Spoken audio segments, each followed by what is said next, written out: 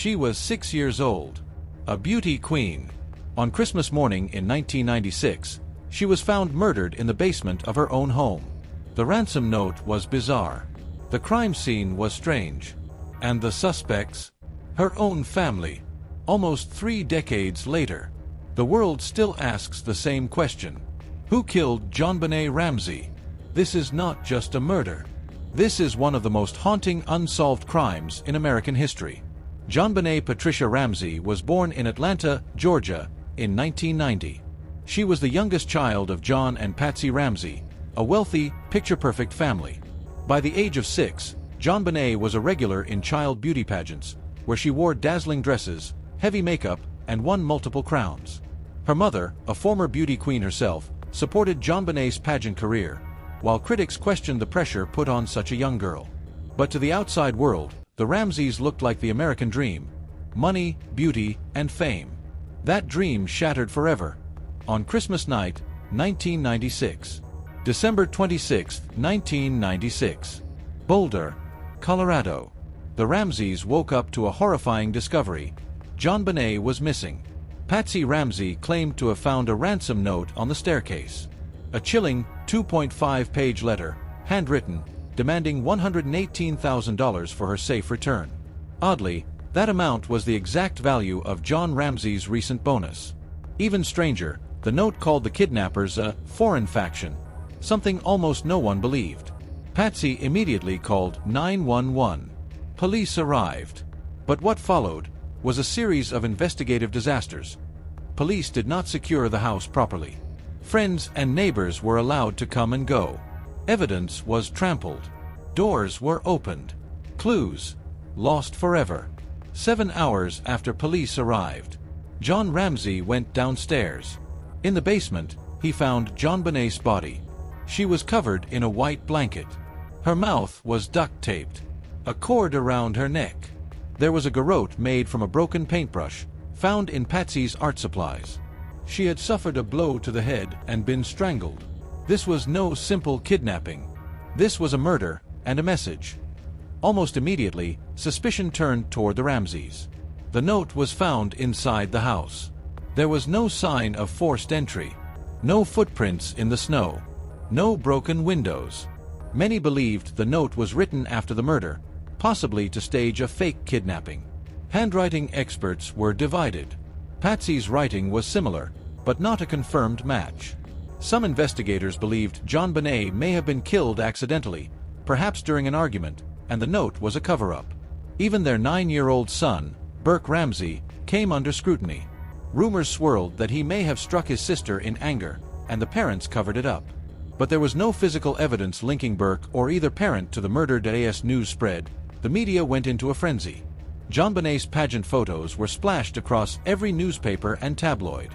Her face, with makeup, fake lashes, and pageant smiles, became a symbol of childhood exploitation and tragedy. TV networks ran 24/7 coverage. Documentaries, books, and conspiracy theories exploded. Some called it America's beauty queen murder. Others saw it as a failure of justice. The family appeared on CNN, Larry King, and other interviews, proclaiming their innocence. But the public was divided. Were the Ramseys hiding something? Or were they victims of a broken investigation? In 2008, a stunning development changed everything. Touch DNA, found on JonBenét's underwear, was tested using new technology. The results? The DNA did not match any family member. The Boulder District Attorney formally cleared John, Patsy, and Burke Ramsey. But this raised more questions. Who did the DNA belong to? An intruder? A sexual predator? Or was the DNA contaminated? Another investigative error? Even today, that DNA remains unmatched. And with Patsy Ramsey passing away in 2006, some answers may have died with her. Multiple theories still haunt this case. An intruder entered through the basement and killed JonBenét. A family member accidentally harmed her and staged the scene. A disgruntled housekeeper or neighbor committed the crime. Or, it was a twisted pageant stalker who had watched her perform. Over 140 people have been considered persons of interest. But no arrests. No trials. No convictions. In a world full of surveillance, social media, and cold case tech, the JonBenét case remains frozen in time. Almost 30 years later, we're still asking, who killed JonBenét Ramsey? Was it someone inside the home? Or someone who vanished into the night? Why was the note so strange? Why was the case handled so poorly? And why, even today, does her face still haunt the American conscience? JonBenét was just a child, a victim of a crime so chilling, the truth may be too painful to uncover. This case isn't just unsolved. It's unforgettable. Subscribe now for more real, raw, and unresolved crime stories from around the world. The initial response: a critical delay. When Patsy Ramsey made the frantic 911 call around 5:52 a.m. on December 26, 1996, the Boulder Police Department responded within minutes. Officer Rick French was the first on scene. Upon arrival, officers found the ransom note and began treating the case as a kidnapping, not a murder. Unfortunately, this early assumption became a major flaw. The house was not sealed off, and crime scene protocols were not strictly followed. Friends and neighbors were allowed inside the home, which led to key evidence being unintentionally disturbed or lost. The ransom note, a red flag ignored. The bizarre ransom note, 2.5 pages long, written with materials from inside the house, should have raised immediate suspicion. Police failed to preserve it properly for forensic testing. The note demanded a specific ransom of $118,000, the exact amount of John Ramsey's recent Christmas bonus. Yet, instead of immediately questioning the family with urgency or treating them as suspects, officers continued to treat it like a legitimate kidnapping, losing precious hours. Crime scene contamination, a major breakdown. The Ramsey home remained a chaotic scene throughout the morning. Police allowed friends and clergy to walk through various rooms. No protective gloves were used. No tapes sealed off rooms. The basement, where JonBenét's body would later be discovered, wasn't even searched thoroughly at first. This failure to secure the scene is widely regarded as one of the biggest blunders in the investigation and may have forever compromised the evidence. The body is found, too late, too exposed. Shockingly, it wasn't the police who discovered JonBenét's body. It was her father, John Ramsey, nearly 8 hours after officers first arrived. He carried her lifeless body upstairs, removing it from the crime scene. This act, though likely emotional and spontaneous, further compromised any forensic data, fingerprints, DNA, positioning that might have helped solve the case. Investigators didn't stop him. This moment symbolized the overall weakness of police control in those crucial early hours. Early focus on the family divided investigators. Within days, the Boulder police began to suspect the Ramseys were involved. However, there was internal conflict between the police department and the district attorney's office. The police wanted to aggressively interrogate the parents. The DA's office, on the other hand, feared political fallout and demanded a more careful approach. As a result, formal interviews with the Ramseys were delayed for months, a delay that allowed stories to align, evidence to fade, and public doubt to grow. Media pressure and public scrutiny. The Boulder police were overwhelmed by the media circus surrounding the case. With cameras outside the Ramsey home 24/7 and global networks reporting every detail, the department, not experienced with high-profile cases, made numerous missteps. Leaks from inside the department added to confusion. Tabloids got hold of theories, unconfirmed evidence, and accusations, sometimes before the police could confirm them. Public confidence in the investigation dropped rapidly. The DNA development, a new hope, then frustration. Years later, in 2003 and again in 2008, new DNA testing technology revealed that foreign male DNA was found on JonBenét's underwear, and it did not match any family member. This gave investigators hope that the killer may still be found. However, critics argued the DNA could have been contamination from the clothing manufacturer. Despite this breakthrough, Boulder police failed to locate any suspects who matched the DNA. It became a cold lead, not a solved mystery. Refusal to release case files.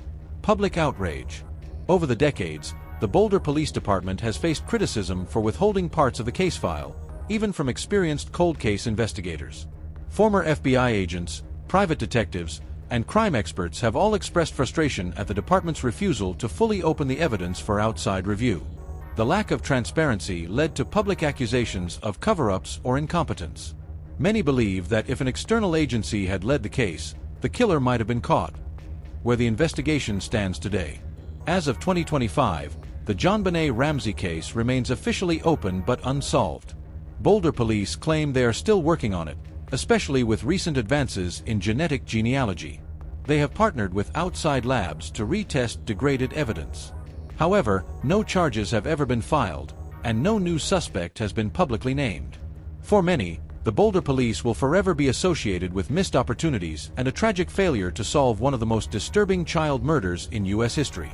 Instant media sensation. The murder of JonBenét Ramsey instantly became a national media event. Within hours of the news breaking, reporters were swarming the streets of Boulder, Colorado.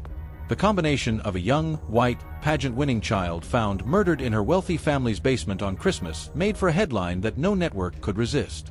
From CNN to tabloids like the National Enquirer, the case became a front-page fixture. Photos of JonBenét in full makeup and pageant gowns were circulated relentlessly, creating both sympathy and controversy. Beauty pageants and exploitation debate.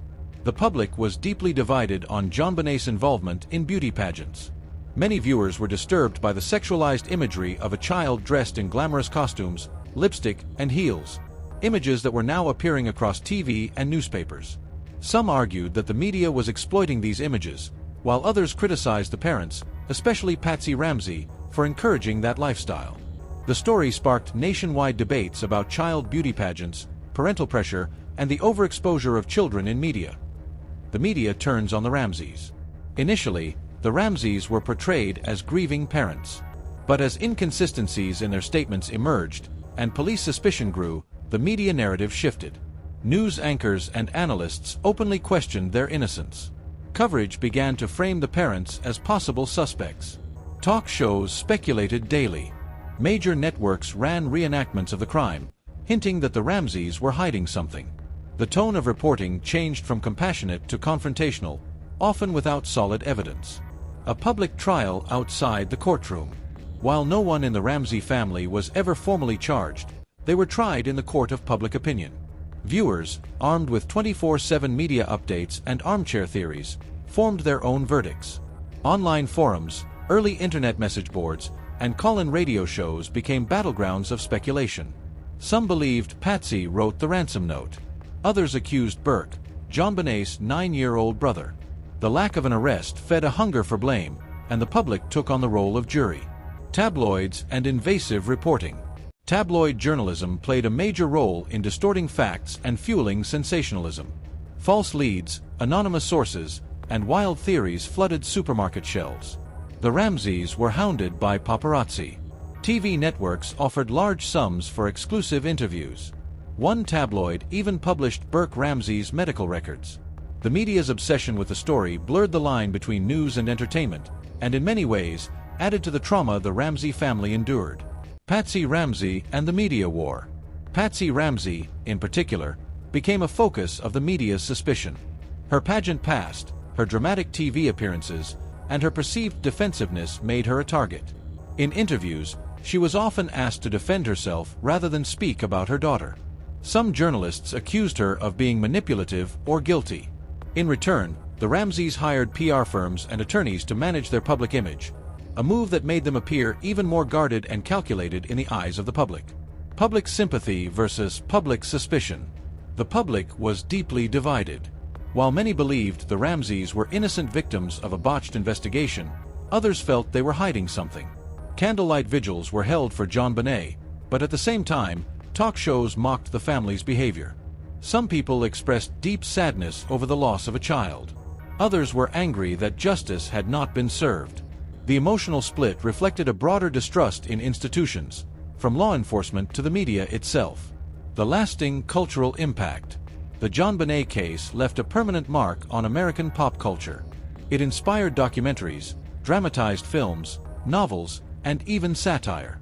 Her name became synonymous with unsolved mysteries and media obsession. The story helped shape how the press covers child victims, and how society consumes tragedy. Even decades later, new documentaries continue to attract millions of viewers. For many, the case became more than a murder. It became a symbol of lost innocence, media overreach, and justice denied. The public still wants closure. Today, more than 28 years later, the public still wants answers. Online communities continue to investigate the case. New podcasts and YouTube creators revisit it with fresh perspectives. The case remains one of the most discussed true crimes in modern history. Public pressure has even led to calls for the DNA to be retested using newer forensic technology. For a generation who grew up with this story, JonBenét is not forgotten. She remains a face of unanswered grief, and her story continues to echo across time.